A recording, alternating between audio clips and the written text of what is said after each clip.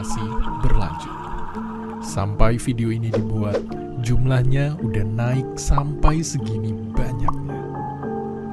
Dan yang lebih menyeramkan, ini masih bisa banget naik berkali-kali lipat kalau kita nggak bergerak sekarang juga.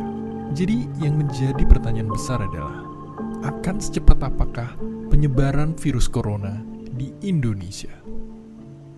Kita mesti tanggap, Gubernur Jakarta udah ngelakuin simulasi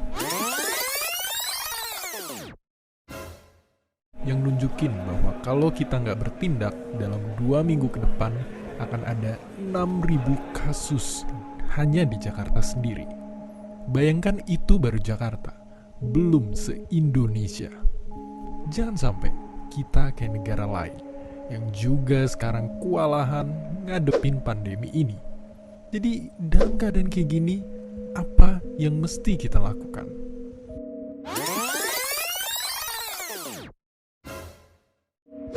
Jawaban singkatnya yang paling mudah adalah jaga jarak sosial atau social distancing. Ya, karena data nunjukin dengan ngelakuin jaga jarak dan diam di rumah, penularannya kita lihat bisa turun sangat drastis. Jadi, buat kalian yang punya gejala flu, penting banget untuk ngebatasin aktivitas dan nggak keluar rumah biar nggak nularin orang lain. Tapi nggak cuma buat kalian yang sakit, kalian yang sehat pun perlu banget ngebatasin segala aktivitas di luar sekarang juga. Oke, mungkin itu semua kita udah tahu, tapi pertanyaannya, kenapa ini sebegitu pentingnya dan efektif?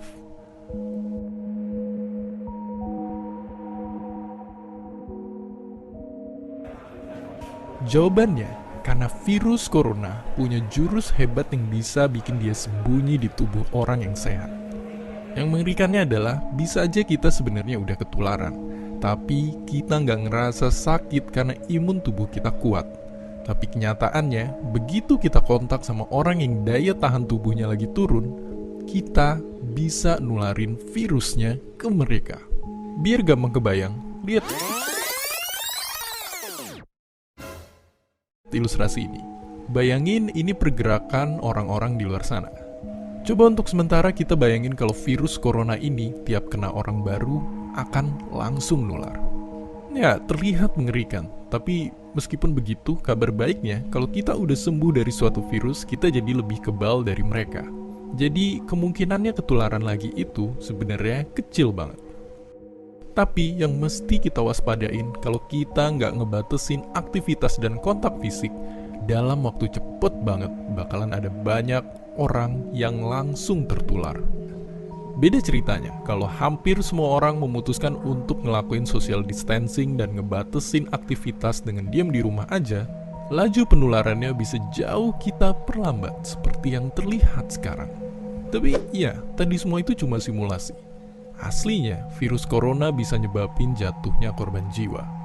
Banyak orang yang mungkin bukannya sembuh, malah meninggal. Jangan sampai kita terlambat dan bikin banyak orang terdampar di UGD tanpa dapat pelayanan atau fasilitas karena jumlahnya terbatas.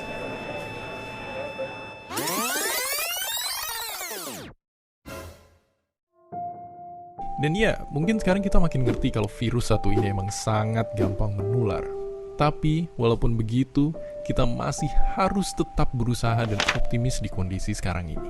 Karena kalau mau dibandingin, manusia pernah ngalamin wabah yang jauh lebih buruk.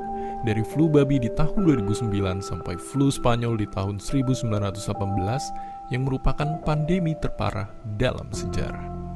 Tentu itu semua bisa kejadian karena keadaan dan teknologi yang masih belum mendukung pada waktu itu. Tapi dengan teknologi kesehatan modern yang kita milikin, kerjasama antara negara yang makin erat, serta dengan bantuan para pahlawan-pahlawan kita ini, semoga kita semua bisa segera keluar dari pandemi ini.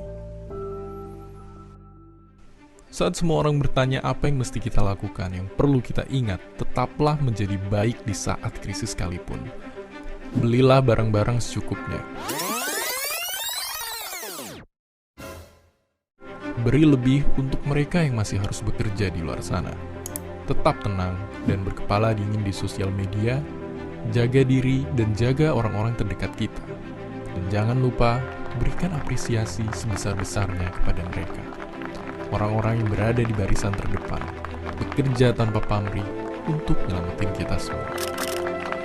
Dan seperti biasa, terima kasih.